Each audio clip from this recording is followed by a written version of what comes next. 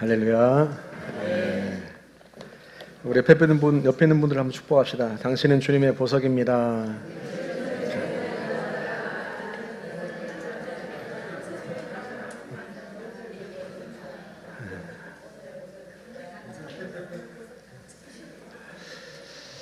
오늘 어떤 설교를 해야 되나 참 고민이 많았습니다. 제가 그 팔복을 설교하는 가장 중요한 이유 중에 하나는 예수님의 모든 가르침과 설교의 기초이자 뼈대가 팔복이라고 믿기 때문에 그래요. 예수님이 왜 첫 설교를 하시면서 복에 대한, 그것도 8가지 복에 대한 설교를 하시는지를 이해 못하면 우리가 예수님께, 하나님께 복받기를 원합니다 하고 하는 모든 기도가 하나님이 원하시는 복이 아니라, 하나님이 주고 싶은 복이 아니라 내가 받고 싶은 복으로 흘러가고, 그것은 결국 그 성도의 가치관, 인생관을 잘못 세우게 된다. 뼈대를 잘못 세우면 건물이 이상해지죠. 그래서 이제 팔복을 설교했던 거고, 제가 15년 목회하면서 이 팔복을 이번이 3번째 설교하는 거예요. 어떤 분들은 나는 같은 설교를 평생에 다시 안 합니다, 이런 분도 계시지만, 저는 제가 공부를 해보니까요, 중요한 것은 계속 반복해야 돼. 그래서 이번이 마지막 8번째 복에 대한 설교를 하는 날인데, 또 오늘은 교회로서는 장로 2분과 안수집사 1분을 세우는 축제 날이지 않습니까?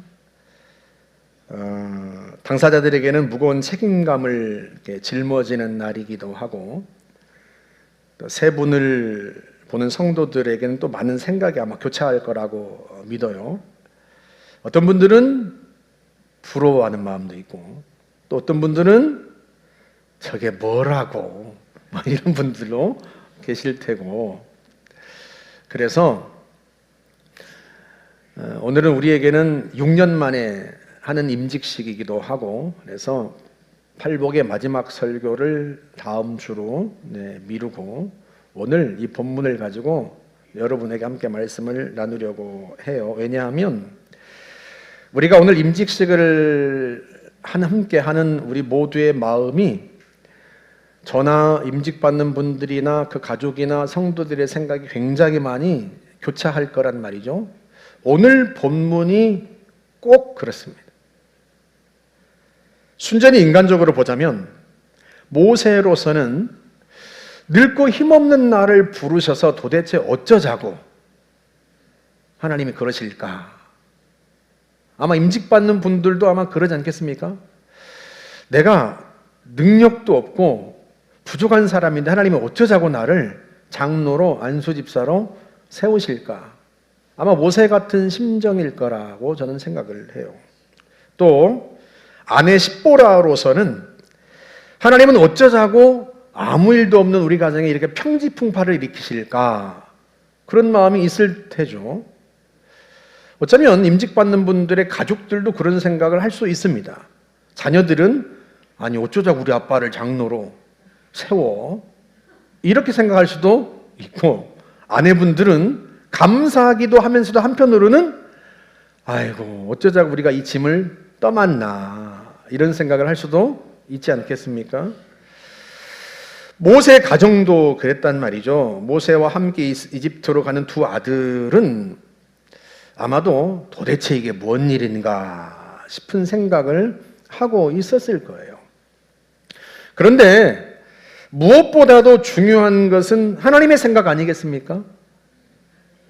그러니 장로와 안수집사로 임직받는 3분과 또 그 가족들, 또 예식에 참여한 모든 성도들은 왜 하나님은 교회에 일꾼을 세우시려고 그렇게 애쓰시는지 오늘 본문을 통해서 하나님의 마음을 헤아리고 그 마음을 시원케 해드리는 그런 사람 되기로 결단하는 그런 복된 시간이 되시기를 주님의 이름으로 축복합니다.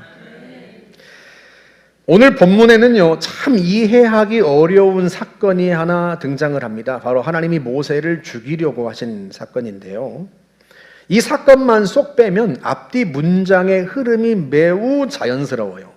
21절부터 23절은 모세를 이집트로 보내시는 하나님의 말씀인데, 바로 왕에게 가서 이렇게 전하여라 하고 메시지를 모세에게 주시는 장면이고, 하나님이 모세를 죽이시려고 하는 그 다음 장면을 빼고 나면 곧바로 27절로 건너뛰면 이집트로 가는 모세를 맞이하도록 하나님이 아론에게 명령하십니다. 가서 광야에 가서 오는 모세를 맞이해라. 아론은 모세를 맞이하고 그를 이스라엘 장로들에게로 데리고 가서 인사를 시키고 하나님이 왜 모세를 보내시는지에 대한 이야기를 하게 합니다. 그러니까 하나님이 모세를 죽이시려는 사건만 빼고 나면 하나님이 이집트로 가는 모세에게 메시지를 전달하시고 아론에게는 그 모세를 맞이하도록 명령하시고 아론은 그 명령대로 모세를 마중 나가서 데리고 이스라엘 장로들에게로 안내하고, 이게 굉장히 자연스러운 흐름이란 말이죠. 그런데 느닷없이 그 사건들 속에 하나의 사건이 끼어든 거예요. 하나님이 모세를 죽이시려고 하는 사건이죠. 도대체 무엇 때문에 하나님은 모세를 죽이려고 하셨을까? 호렙산에서 모세가 하나님의 말씀에 꼬박꼬박 말대꾸하면서 하나님께서 주신 사명을 거부할 때도 하나님은 모세를 죽이려고는 안 하셨어요. 기어코 모세를 어르르고 달래고 호통도 치고 그렇게 설득해서, 간신히 설득해서 모세가 이집트로 가게 하셨단 말이죠.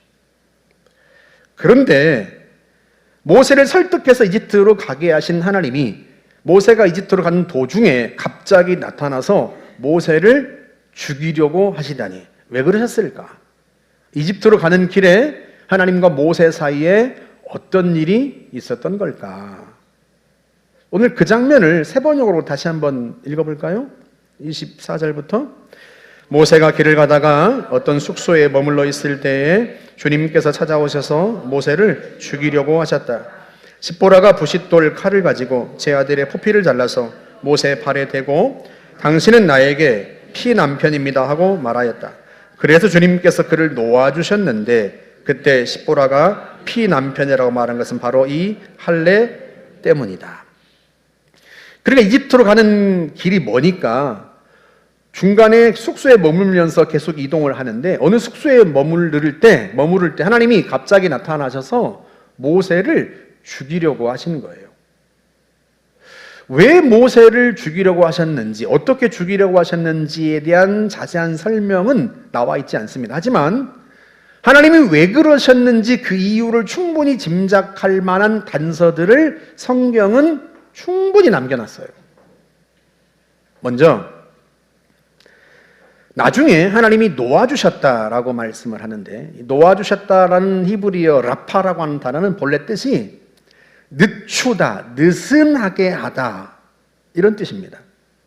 좀 쉽게 표현하면 사람의 목을 졸라서 죽이려고 하다가 목을 조른 그 손을 느슨하게 했다, 또는 손을 조용히 뺐다, 이런 뜻으로 볼 수 있단 말이죠. 그렇다고 실제로 하나님께서 모세를 목을 졸라서 죽이려고 하셨다, 뭐 그런 것의 의미는 아닙니다. 짐작해보자면 모세가 갑자기 급성열병 같은 것이 걸려서 숨을 제대로 못 쉬는 거죠. 마치 목을 졸라서 숨을 제대로 쉴 수 없는 것처럼 모세가 가쁜 숨을 몰아쉬고 그렇게 숨이 금방 넘어가는 거예요. 그러다가 거칠게 숨을 몰아쉬다가 그 거친 호흡이 점차 부드러워지고 그리고 호흡이 조금 느슨해지고 몰아쉬던 숨이 느슨해지고 그렇게 평안을 되찾아간다. 그런 모습을 보고 하나님이 놓아주셨다라고 성경이 표현을 한 거죠. 여러분, 그렇다면 이상하지 않아요? 남편이 갑자기 열이 펄펄 끓어오르고 숨을 몰아쉬고 숨이 꼴딱꼴딱 넘어갈 때 아내는 상식적으로 어떤 행동을 취하죠? 남편을 살렸던 경험이 없으신 것 같아요?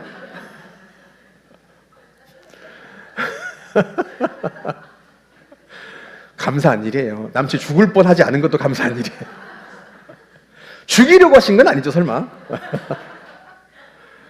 남편이 숨이 금방 넘어가고 숨을 몰아쉬고 마치 목에 졸린 사람처럼 그렇게 죽어가는 그 순간에 맞닥뜨리면 아내들은 상식적으로 이 사람을 의사에게 데리고 가든지 앰뷸런스를 불러서, 그도 아니면 약초를 찾든지. 아마 십보라는 이집트로 가는 과정이었으니까 작은 동네 숙소에 머물렀던 때란 말이죠. 그러니 그 동네 의원이 있을까 수소문해서 일단 찾아야 되고, 의원도 없으면 약초라도 어떻게 구할 방법이 없는지 찾아야 되고, 그게 상식적으로 아내들이 취하는 방법이란 말이죠. 그런데 남편이 사경을 헤매는데 왜 십보라는 두 아들에게 할례를 행했을까? 그리고 두 아들에게서 잘라낸 살이 이게 물수건도 아닌데 그 피가 뚝뚝 떨어지는 그 살을 왜 남편의 몸에 갖다 댔을까? 이 할례라고 하는 게 소위 오늘날로 치면 남자들이 받는 포경 수술인데, 아이들의 그 두 아들의 성기를 덮고 있는 살을, 얇은 살을 잘라내서 피가 떨어지는 그 살을 남편의 몸에 갖다 댔단 말이에요. 그리고는 당신은 나의 피남편입니다라고 이야기한 건데 왜 그랬을까? 여러분, 이 모든 것을 구슬을 꿰듯이 꿰어 맞추면 이래요. 모세가 하나님의 지팡이를 손에 잡고 이집트로 출발하는데 하나님이 모세에게 바로 왕에게 전달할 메시지를 줍니다. 우리 그 부분부터 같이 한번 읽어볼까요? 22절, 23절. 여호와께서 이렇게 말씀하셨습니다. 이스라엘은 나의 맏아들이다. 나는 너에게 내 아들을 보내서 나를 예배할 수 있게 하라고 말했다. 그러나 네가 이스라엘을 보내주지 않았으므로 내가 너의 맏아들을 죽일 것이다. 이스라엘을 하나님의 맏아들, 장자라고 하나님께서 표현하세요. 그러니까 이집트 바로 왕이 붙잡고 노예로 부리고 있는 이스라엘은 바로의 소유가 아니에요. 원래 하나님의 소유이고 그것도 하나님의 장자입니다. 맏아들입니다. 그런 이스라엘을 바로 왕이 마치 자기 소유인 것처럼 붙잡아 놓고 노예로 부리고 있단 말이죠. 그래서 하나님이 모세를 통해서 그들을 내보내라고 명령하셨는데, 네가 내 말을 듣지 않으니, 내 아들을, 내 장자를 보내주지 않으니 내가 네 아들, 네 장자를 죽이겠다. 이렇게 전달하라는 거예요. 사실 이 메시지는 하나님께서 10가지 재앙 중에 9번째 재앙이 끝난 후에 10번째 재앙을 앞두고 전달해야 될 메시지예요. 하나님은 모세를 보내실 때 맨 마지막 순간을 염두에 두고 이 메시지를 전달한 거죠. 그런데 내 장자를 보내주지 않으니 그 벌로 너희 장자를 벌하겠다 하고 하나님 말씀하셨을 때, 여러분, 이 장자라고 하는 표현이요, 전통적으로 이스라엘에게는 그들이 하나님의 아들, 하나님의 소유, 하나님의 장자라고 하는 표식을 갖고 있었습니다. 그 표식이 뭐예요? 그게 할례예요. 언제부터 이스라엘이 할례를 행했습니까? 수백 년 전 아브라함 때부터. 우리 창세기 17장으로 가볼까요? 너희 중 남자는 다 할례를 받으라. 이것이 나와 너희와 너희 후손 사이에 지킬 내 언약이니라. 할례를 받지 아니한 남자, 곧 그 포피를 베지 아니한 자는 백성 중에서 끊어지리니 그가 내 언약을 배반하였음이라. 할례는 그러니까 아브라함 때부터 이미, 그러니까 모세 이전 수백 년 전부터 그가 하나님의 백성이라는 표식이었어요. 그 표식이 있어야 하나님이 그들의 하나님이고 그들은 하나님의 백성인 거예요. 그 표식이 없으면 내 백성 중에서 끊어질 것이다. 이게 쉽게 말하면 요즘으로 치면 아이가 출생하면 우리가 출생신고를 하잖아요. 출생신고를 하면 얻는 게 뭐예요? 주민등록번호를 넣습니다. 이 사람은 대한민국 국민이다라고 하는 표식이에요. 이스라엘 모든 남자는 아브라함의 후손들은 그래서 하나님께로부터 태어난 지 8일 만에 할례를 받게 하셨습니다. 그 할례가 이 아이는 하나님의 소유고 하나님의 백성이고 하나님의 장자다라는 주민등록 번호와 같은 거예요. 그 할례가 없으면 하나님의 백성이 아니죠. 왜 요즘 뉴스에서 제3세계에서 온 사람들이 낳은 아이들이 출생신고를 하지 못해서 살아있는데도 살아있는 사람으로 취급받지 못하고 병원에도 못 가고 학교에도 못 가고 취직도 못 하고 왜? 공식적으로는 이 사람이 대한민국에 거주하는 사람이란 그 표식이 없으니까 우리가 그런 이야기를 뉴스에서 지금 듣고 얼마나 그 안타까운 이야기를 듣고 있습니까? 그러니까 이스라엘 백성들도 태어난 지 8일 만에 할례를 받지 않으면 하나님 앞에 출생신고를 하지 않으면 하나님의 백성이 아닌 거예요. 반대로 출생신고를 하면 할례를 받으면 이 사람은 하나님의 소유고 하나님의 장자라는 거죠. 그렇다면 생각해 보세요. 모세가 하나님의 백성을 구하러 가는데 정작 자기 아들에게는 하나님의 백성이라는 표식이 없다? 이건 마치 대통령 선거에 출마한 사람이 아들은 미국 시민권자인 것과 같아요. 자기 아들은 대한민국 국적을 취득하지 않게 하고 국방의 의무를 수행하지 않도록 하면서 어떻게 그가 국군 통수권자가 될 수 있겠습니까? 그런데 하나님은 같은 이유로 모세가 숙소에 머물고 있을 때 두 아들에게 할례를 행하라고 명령하셨을 거예요.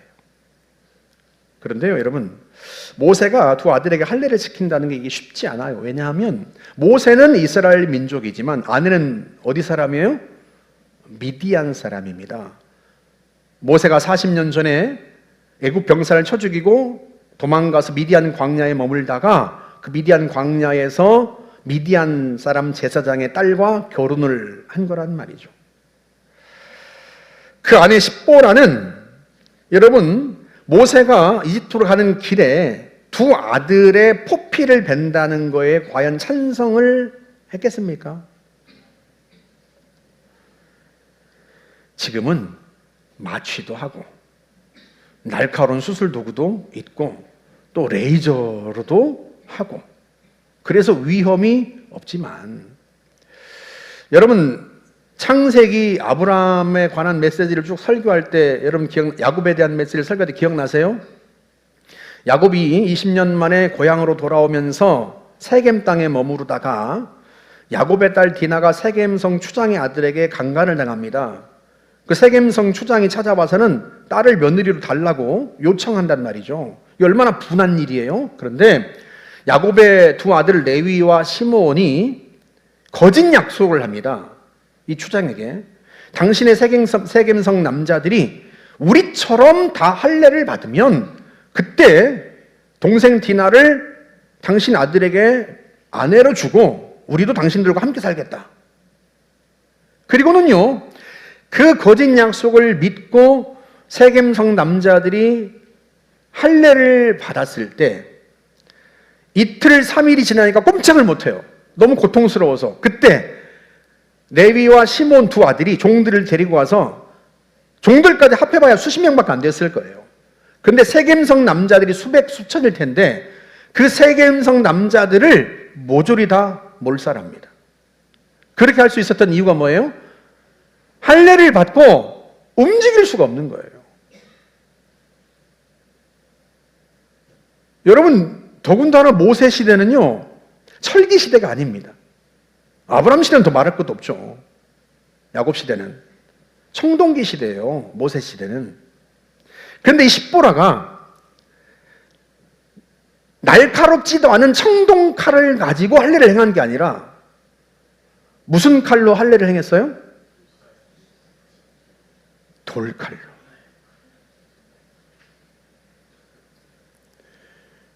여러분, 돌칼로, 돌을 쪼개가지고 날카롭게 만든 그 돌칼로 소독이 되는 것도 아니고 그걸로 아들들의 성기를 덮고 있는 그 살을 베어낸다고 생각해 보세요. 십보라가 그걸 할 수 있겠습니까? 자칫 균이라도 옮아가지고 감염되면 아들의 인생을, 두 아들의 인생을 완전히 망쳐놓는 것뿐만 아니라 자기 가문의 대도 끊어놓는 일이 될 수 있단 말이죠. 모세는 할례를 행하겠다고 하고 십보라는 아마 그 말을 듣고 기겁했을 거예요. 할 수 없다고 하고. 여러분, 누가 이겼을까요? 모세가 이겼을까요? 십보라가 이겼을까요?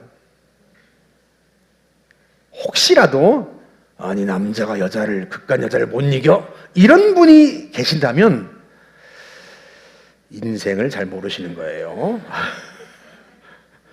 아직도 가정에 큰 탈이 없는 거죠. 아내가 너무 훌륭해서. 어느 날 80 먹은 노인이 병원에 갔더니 눈 주위가 시퍼렇게 멍든 남자들이 진료 대기석에 앉아있더랍니다. 표정이 심상치가 않아서 이 어르신이 참다 못해 물었습니다. 아니, 자네는 누구한테 맞은 건가 도대체? 아우, 예, 제가 마누라한테 맞아서. 아니, 이 사람 나이가 몇인데 마누라한테 맞아? 아우, 제가 겨우 50인데요. 50? 왜 맞았어? 아니, 통장을 좀 보여달라고 했더니 보여달라고 한다고 저를 취업했습니다. 그런데 옆에 있는 남자가 저는 60인데요. 근데 왜 맞았어? 저는 밥을 좀 달라고 했더니 손은 뒀다 어디 있을 거냐면 제 손을 잡더니 제 눈을 쥐어버렸습니다. 근데 그 말 듣고 옆에 있던 분이, 노인이 자기는 70대라고 하면서 자기도 마누라한테 맞았다는 거예요. 그래서 이 어르신이 기가 막혀가지고 아니, 자네는 무엇하다 맞았나? 그랬더니 아니, 아내가 화장을 하길래 어디 가냐고 물었더니 물었다고 저를 취업했습니다. 그런데 보니까 이 묻고 있는 이 80대 어르신도 이 멍이 들어 있어요. 그래서 이 남자들이 아니, 이거 어르신은 그런데 왜 맞으셨습니까? 누구한테 맞으신 거예요? 나도 아내한테 맞았지. 영감님은 왜요? 아침에 눈 떴다고.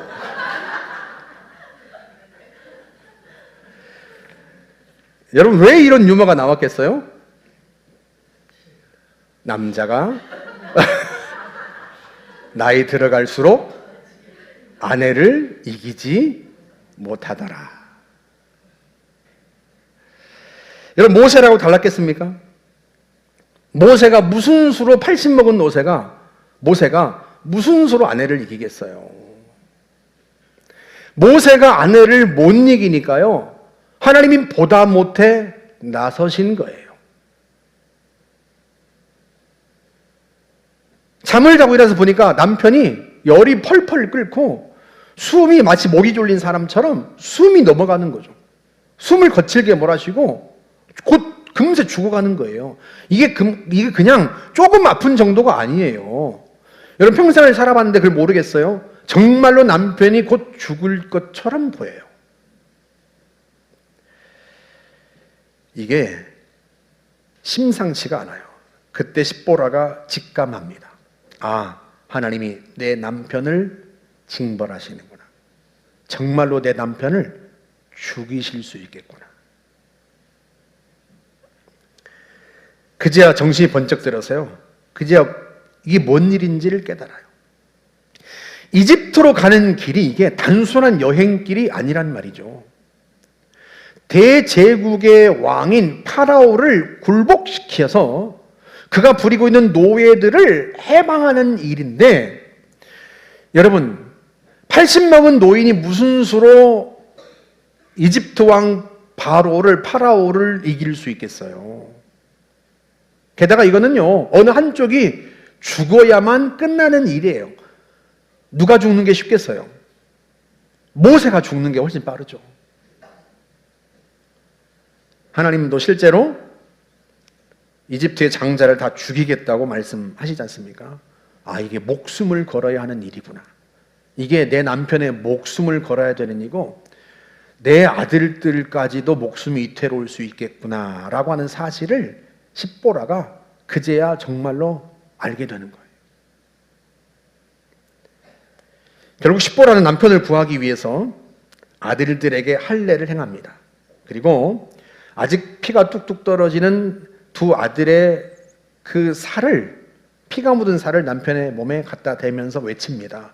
오늘 본문 25절 한번 볼까요? 쉬운 성경으로. 그때 십보라가 차돌을 칼을 가지고 모세 아들에게 할례를 베풀고 잘라낸 살을 모세 발에 대면서 당신은 나의 피남편입니다 하고 말했습니다. 당신은 나의 피남편입니다. 여러분, 이 말이 어떻게 들리세요? 당신은 피처럼 보배로운 남편입니다. 이렇게 들린다면 오해하신 거예요. 이게 그런 의미가 아니에요. 왜? 이 피가 누구의 피예요? 두 아들의 피입니다. 한번 생각해 보세요. 어떤 아내가 아들의 피를 흘려서 남편의 목숨을 구하겠습니까? 남편을 죽여서 아들을 살리죠. 여성분들은 지당하다는 듯이, 아주 당연하다는 듯이 쳐다보고 계시고, 남편들은 설마 그러고 계신데, 설마라고 생각하시는 분은 아직도 인생을 잘 모르시는 거예요. 두 아들의 피를 흘려서 남편을 구하는 아내는 만에 하나 있어요. 자기 아내라고 생각하시면 안 돼요. 없다고 그러시잖아요, 여기 어떤 분들. 만에 하나도 없어요. 차라리 남편을 죽여서 아들을 살리죠. 그게 여성입니다. 그러니까 십보라의 말은요, 당신은 나의 피남편입니다 말은 속상해서 한 말이에요. 당신은 끝내 나에게 피를 보게 할 남편입니다. 그것도 두 아들의 피를 보게 할 남편입니다.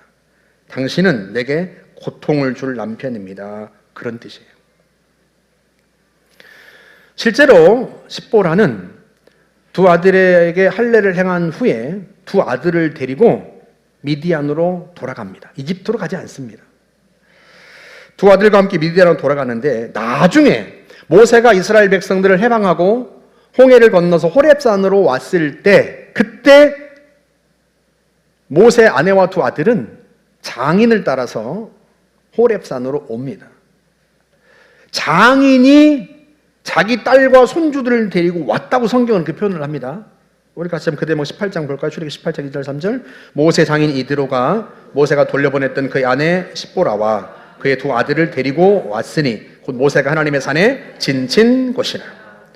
십보라가 두 아들을 데리고 호렙산에 왔다. 성경이 이렇게 표현한 게 아니라 모세의 장인이 십보라와 두 아들을 데리고 왔다는 거예요. 십보라는 여전히 모세에게, 남편에게 오는 이 발걸음이 흔쾌하지 않은 거예요. 무엇 때문에?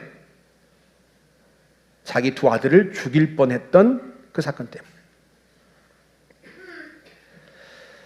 여러분, 십보라가 두 아들을 데리고 두 아들과 함께 집으로 돌아갈 때 모세는 왜 십보라를 붙잡지 않고 순순히 돌려보냈을까요? 모세가 보기에 가족들은 그만큼 준비되지 않았던 거예요. 앞으로도 모세의 사명에 도움이 되기보다는 계속 걸림돌이 될 수 있다고 보았던 겁니다. 집으로 돌아가는 아내와 두 아들을 보면서 모세의 마음이 얼마나 아팠을까요? 하나님의 명령에 순복하지 못하는 아내, 하나님이 주신 사명보다 자식의 안위가 우선인 아내, 끝내 사명의 길을 함께 갈 수 없는 아내. 무엇보다도 안타까운 것은 사명의 길을 함께 갈 수 없다면 그 사명 후에 하나님이 주시는 영광과 기쁨도 누릴 수 없다는 데 있어요. 히브리서 11장에 보면 모세가 하나님의 백성과 함께 고난받는 것을 애굽에서 부귀영화를 누리는 것보다 훨씬 더 좋아했다라고 기록을 합니다. 그 이유를 이어서 설명을 하는데 히브리서 11장 26절 한번 보세요. 그리스도를 위하여 받는 수모를 애굽의 모든 보화보다 더 큰 재물로 여겼으니 이는 상 주심을 바라봅니다. 그러니까 모세는 하나님께 상 받기를 원했던 사람이에요. 40 되던 때에 자기 민족을 구원하려고 나섰던 것도 그 중요한 이유 중에 하나가 뭔가 하나님께 칭찬받고 싶고 하나님께 상 받고 싶어서. 지금도 왜 굳이 자기가 능력이 없고 무능한 걸 알면서도 왜 굳이 하나님의 명령에 순복해서 이집트로 가는가? 하나님께 상 받고 싶어서, 하나님께 칭찬받고 싶어서. 그 하늘의 영광과 하늘의 복을 누리고 싶어서인 거예요. 그런데 상은, 그 영광은 그냥 오는 게 아니에요. 순종과 헌신을 뒤따라서 옵니다. 모세가 하나님이 이스라엘 백성들을 이끌고 홍해를 건넜을 때, 홍해를 건너자마자 이스라엘 모든 여인들이 춤추며 노래하며 그 감격을 누립니다. 하나님을 찬양하고요. 하나님은 홍해를 가른 그 엄청난 기적을 보았고 수백 년 동안 노예로 살았던 자기들을 430년 동안 노예로 살았던 자기들을 이집트 바로 왕의 손에서 건져내신 그 놀라운 감격을 맛보았단 말이에요. 그 감격을 하나님 앞에서 홍해를 건넌 후에 찬양하고 춤추며 노래하는 거예요. 그런데 그 자리에 누가 없어요? 십보라는 없어요. 헌신하지 않은 자에게는 하늘의 기적을 누리는 영광도 하나님이 주시는 그 기쁨도 누릴 수 없는 거죠. 순종하지 않은 자에게는 면류관도 없습니다. 저희 부부가 교회를 개척하고 나서 새 아이에게 부탁을 했어요. 엄마 아빠가 교회를 세우기 위해서 애쓰는데 너희들도 좀 도와야 하지 않겠니? 그래서 주일에도 교회에 온 아이들을 늦게까지 돌봐주도록 했습니다. 여러분은 기억 못하실지 모르겠지만 저희가 2년 동안 교회에서 살았는데요. 거기가 4층 교육관에서 살았단 말이죠. 근데 일찍부터 와서 봉사하는 분들이 일부 예배 때 오시는 분들이 있어요. 그들과 함께 아이들이 옵니다.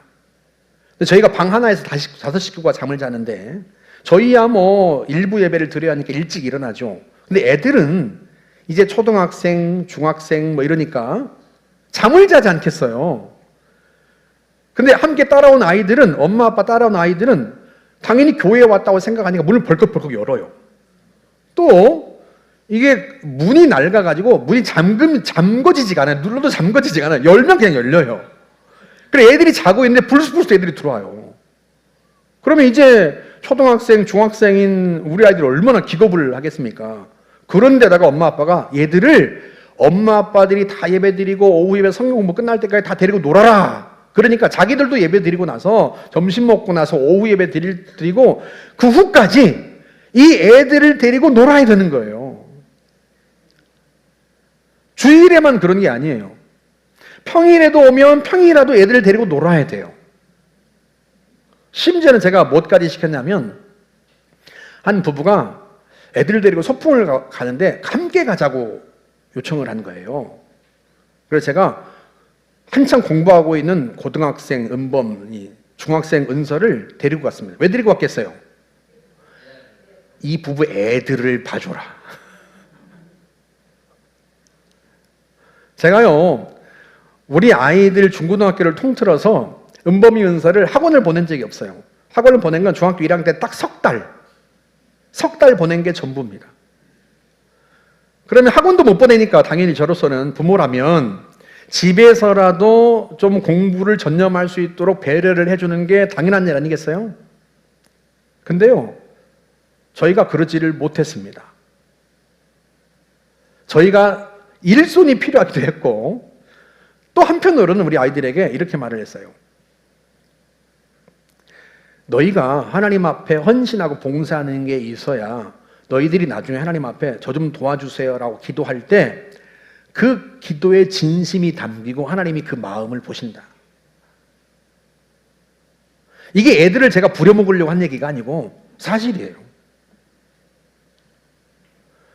헌신하고 봉사한 사람에게 하나님께서 하나님만이 주실 수 있는 영광과 기쁨을 선물하지 않겠습니까?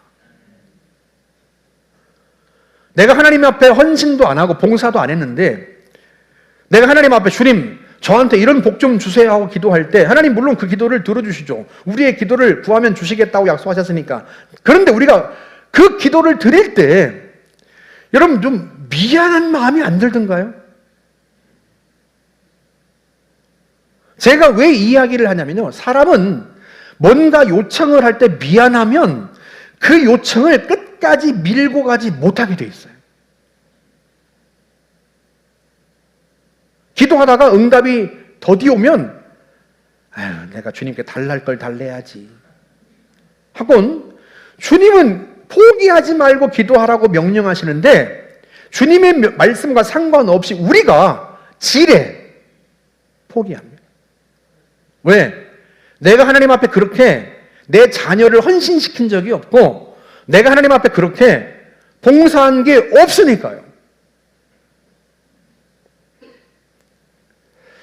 제가 다음 주 팔복을 마치고 나서 3주에 걸쳐서 설교할 내용에 대해서 제가 한편으로는 굉장히 두렵기도 하고 한편으로는 굉장히 기대도 됩니다. 왜냐하면 두려운 것은 제가 여러분과 여러분의 자녀들에게 강력한 헌신을 요구할 것이기 때문에 그래요. 두 번째는 기대가 되는 것은 하나님께서 그걸 통해서 여러분 자녀들과 여러분에게 얼마나 놀라운 일을 하실지를 기대하니까 그래요. 다다음 주부터 하는 3주 설교를 듣고 도망가지진 마시기를. 그렇다고 제가 뭐 여러분들한테 집을 팔라고 안 할 때 걱정하지 마시고, 저도 상식이 있는 사람이라 사람은 알아보고 요청할 만한 걸 합니다. 그러니 너무 겁먹지 마세요. 너무 겁먹지 마세요. 근데 제가 왜 그런 설교를 하겠어요? 하나님이 저한테 왜 그런 설교를 하게 하시겠어요? 하나님도 자기 자녀들에게 하나님만이 주실 수 있는 영광과 기쁨을 누리게 하고 싶으신 거예요. 하나님이 선물을 주시는데 그걸 받을지 말지 미안해서 손도 못 벌리는 그런 자녀들의 모습을 보고 싶지 않은 거예요. 하나님이 영광과 기쁨을 선물하실 때, 하나님만이 줄 수 있는 선물할 때 그걸 두 팔 벌려서 기쁨으로 받을 수 있게 하고 싶으신 거예요.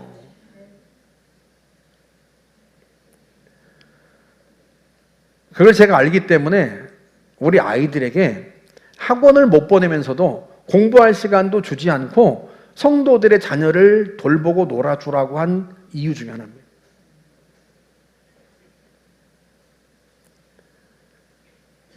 하나님께서 앞으로 보세요. 이 박 목사의 애들에게 어떤 일을 하시는지. 목사의 인생은 여러분들이 보고 달려갈 안내판 같은 역할을 하는 거 아니겠습니까? 여러분 기억하세요? 목사의 인격의 수준만큼 성도의 인격이 성숙하고 목사의 수준만큼 성도가 성장한다. 저는 늘 그거에 부담을 안고 평생을 목회한 사람이에요. 그래서 제가 굉장히 온순하고 부드러운 사람이 되려고 노력합니다. 겸손하고 온유한 사람이 되려고 노력해요, 제가. 근데 여러분도 아시다시피 제가 겸손과 온유한 거리가 멀게 태어난 사람이에요.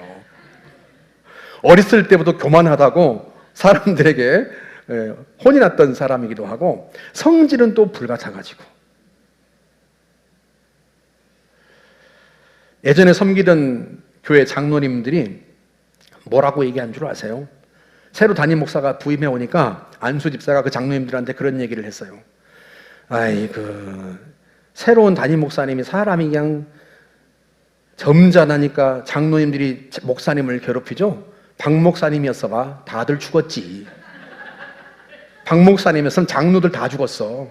그때 장로님이 그 말씀을 듣고 맞긴 맞아. 그때 제가 그 교회에서 사역했을 때가 30대예요. 30대는 이게 피가 끓어오르는 때예요. 근데 30대에 그 장로님들의 나이가 50대였습니다. 한창 일할 때고 한창 헌신할 때고요. 그럴 때요. 그런데 그분들이 보기에도 저는 자기들이 감당 못할 사람인 거예요. 왜? 성격이 불이야. 사람을 두려워하지도 않고. 그래 제가 기도하면서 주님, 제가 그렇게 살아서는 안 되겠습니다. 제가 성도들도 목사의 수준만큼 성장하고 성숙할 텐데 제가 우리 교회에서 제일 겸손하고 제일 온유한 사람이 되게 해주세요. 그럽니다. 아멘 하시잖아요. 아직도 저는 멀었어요. 아직도.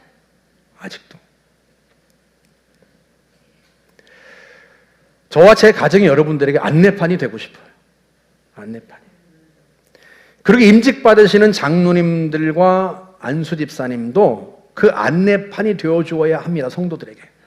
그 가족들도 마찬가지. 모세를 두고 돌아간 십보라처럼 행동하면 안 돼요. 아버지를 두고 돌아간 두 아들처럼 행동하면 안 됩니다. 왜?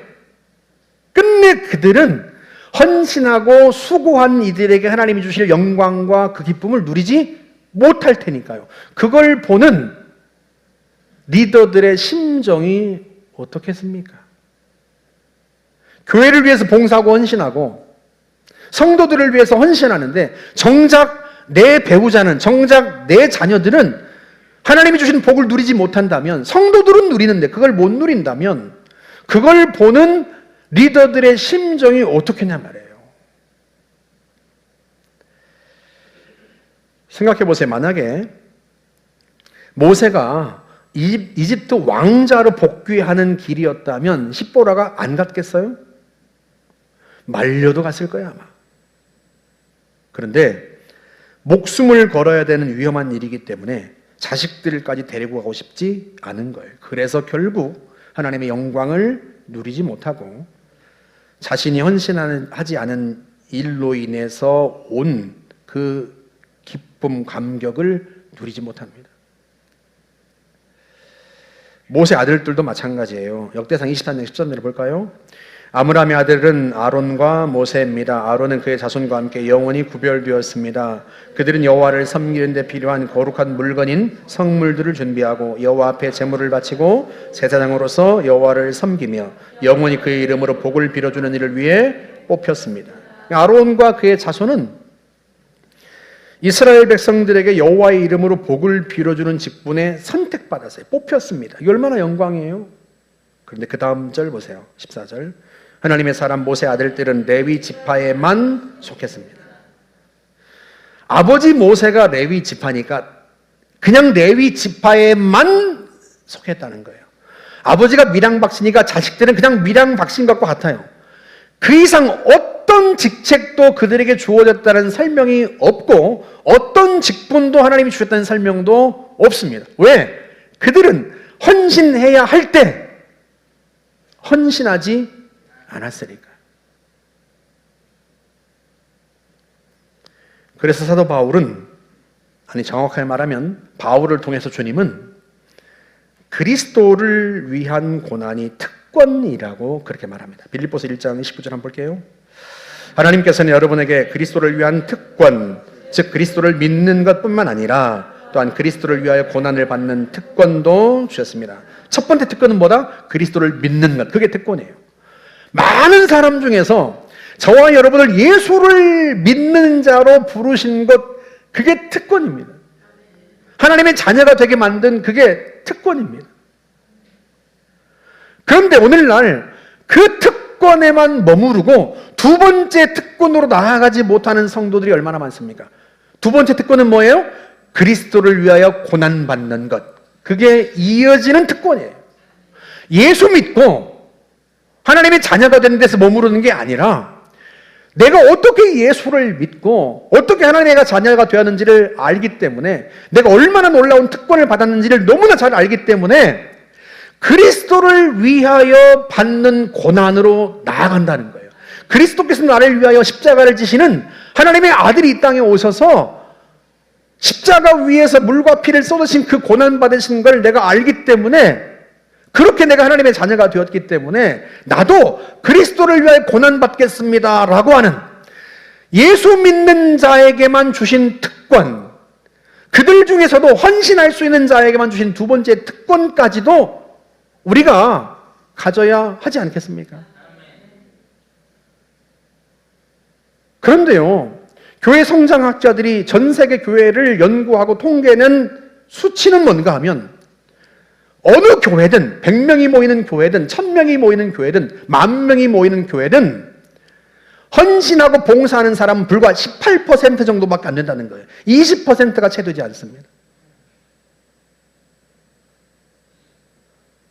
나머지 82%는 그리스도를 위해 받는 고난을 특권으로 여기지 않아요.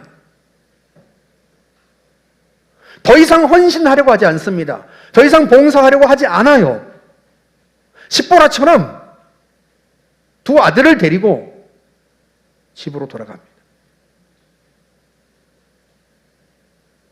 주님이 자기 자녀들에게, 여러분, 우리가 생각하지 못한, 생각할 수도 없어도 얼마나 많은 영광을 맛보게 하고 싶으시겠어요. 여러분도 여러분의 자녀들이 평생에 살아가면서 다른 어떤 사람도 누리지 못한 그런 기쁨과 만족과 영광을 누리게 하고 싶으시잖아요. 하나님도 똑같습니다. 왜? 아들의 생명을 주고 맞바꾼 존재가 바로 우리들이거든요. 우리가 그 하나님의 마음을 안다면 예수를 믿는 자 된 특권에만 머무르지 않고 그리스도를 위하여 고난받는 특권으로까지 발걸음을 옮기지 않겠습니까? 그게 오늘날 하나님께서 계속해서 교회의 일꾼과 리더를 세우시려는 주님의 마음이에요. 그 마음을 안다면 여러분, 우리가 어떻게 헌신하고 봉사하는 것을 뒤로 미룰 수 있겠습니까?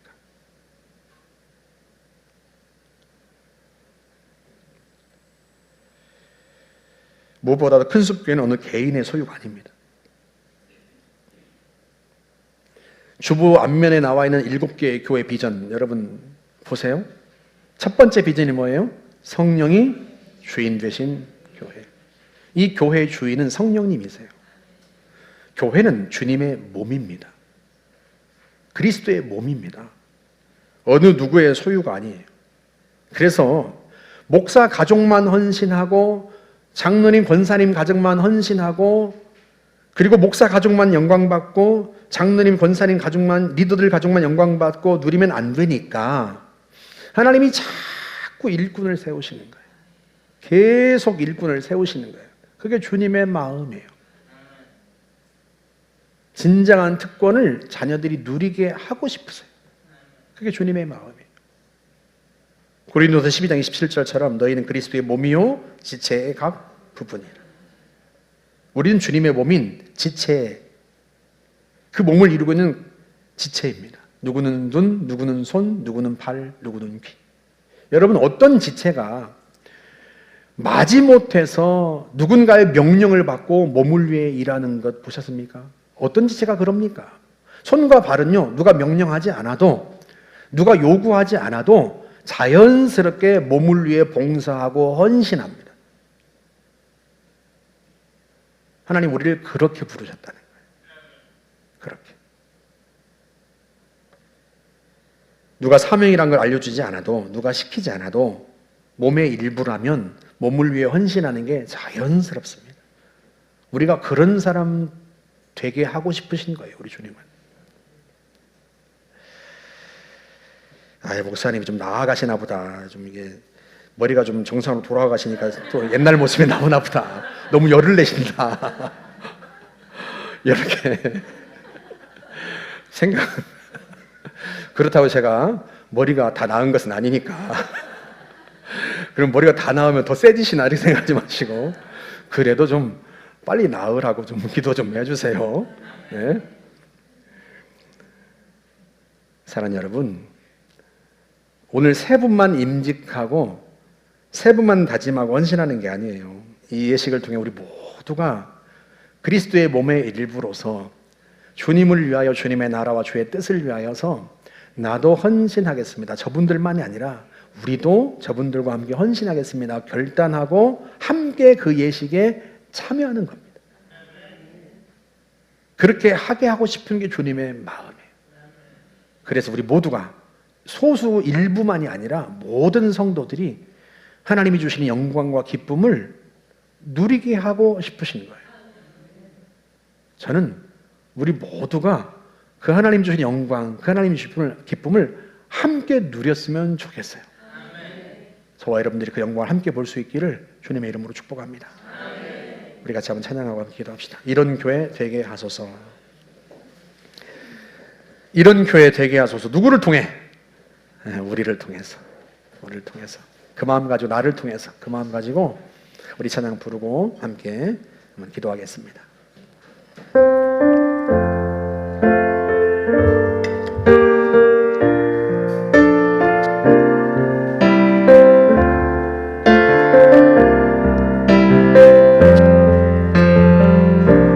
진정한 예배가 숨쉬는 교회, 주님이 주인 되시는 교회, 믿음의 기도가 쌓이는 교회, 최고의 찬양을 드리는 교회, 말씀이 살아 움직이는 교회, 성도의 사랑이 넘치는 교회, 성김과 헌신이 기쁨이 되어 열매 맺는 아름다운 교회,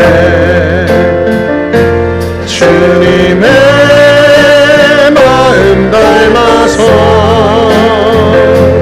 이웃을 사랑하는 교회, 주님의 영광을 위해서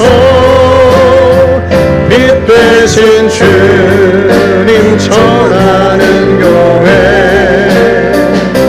사랑의 불꽃이 활짝 피어나 날마다 사랑에 빠지는 교회, 주께서 사랑하는 우리 교회가 이런 교회 되게 하소서.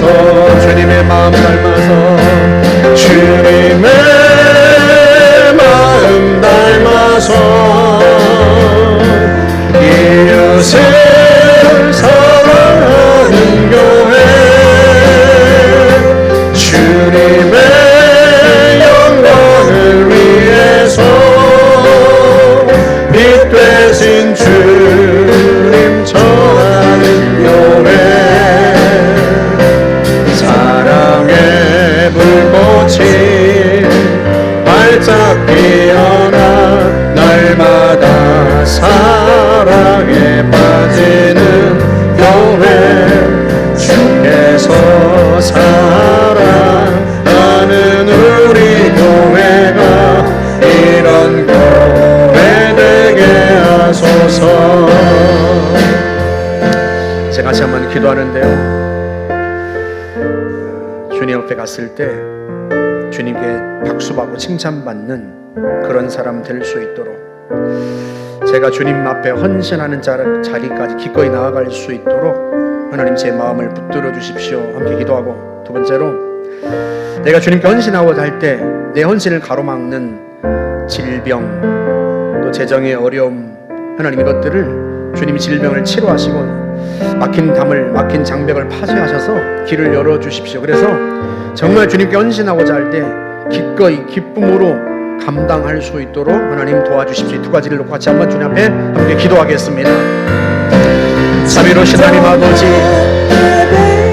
우리가 주님 앞에 나아가 기꺼이 기쁘게 주님을 위해 봉사 헌신하며 주님의 몸된 교회를 세우고 하나님의 땅 위에 하나님의 뜻을 실현해낼 수 있는 하나님의 사람들이 되기를 원합니다. 하나님 아버지, 우리에게 말씀하실 때에 하나님 우리가 주저하지 않기를 원합니다.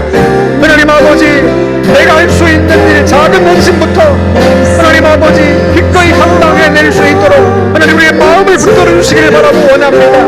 하나님 우리를 붙들어 주시고 우리와 함께 하시고 하나님 우리 인도하시는 줄을 믿습니다. 주님이 이미 우리를 위하여 생명을 내놓으셨사오니 하나님 아버지, 우리도 평생을 살아가는 동안 주님을 위하여 기꺼이 헌신할 수 있는 그런 하나님의 사람들이 되게 하여 주시기를 바랍니다. 때론 주저하고 머뭇거릴 때도 있겠지만 그럼에도 불구하고 마침내는 결국에는 주님께 순복하고 함께 하나님 아버지 자녀들과 가족들과 함께 성도들과 주를 위하여 헌신할 수 있는 하나님 특권으로 요구받는 요청받는 그런 저희들이 되게 하여 주시기를 바라고 원합니다.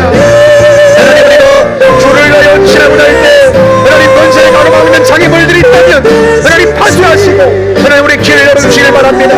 하나님 우리 질병을 치료하여 주시기를 바랍니다. 육체를 강건하게 하시고 온전케 하여 주어서 하나님 아버지 마음껏 주님을 섬길 수 있도록 복을 내려주시기를 바라고 원합니다. 막힌 담을 여시고 제자의 문을 열어주셔서 하나님 아버지 영광을 기꺼이 헌신할 수 있도록 하나님 장애물들을 파쇄하시고 우리의 길을 여시고 우리의 자녀들의 길을 열어 주시기를 바라고 원합니다. 하나님 아버지 역사하여 주옵소서. 은혜를 베풀어 주옵소서. 그래 우리가 하나님 그리스도를 믿는 특권을 누린 사람들이 하나님 그리스도를 고난을 받는 특권까지 기쁨으로 나아갈 수 있게 하시고 하나님 주의 영광과 기쁨을 함께 누릴 수 있도록 하나님 저희들을 축복하시고 역사하여 주시기를 바라고 원합니다. 은혜를 베풀어 주옵소서. 은혜를 베풀어 주옵소서. 전하는 교회 사랑의 불꽃이 활짝 피어나 날마다 사랑에 빠지는 교회 주께서 사랑하는 우리 교회가 이런 교회 되게 하소서. 주님의 이름 다 닮아서 주님의 마음 닮아서 이웃을 사랑하는 교회 주님의 영광을 위해서 빛 대신 주님 전하는 교회 사랑의 불꽃이 활짝 피어나 날마다 사랑에 빠지는 교회 주께서 사랑하는 우리 교회가 이런 교회 되게 하소서.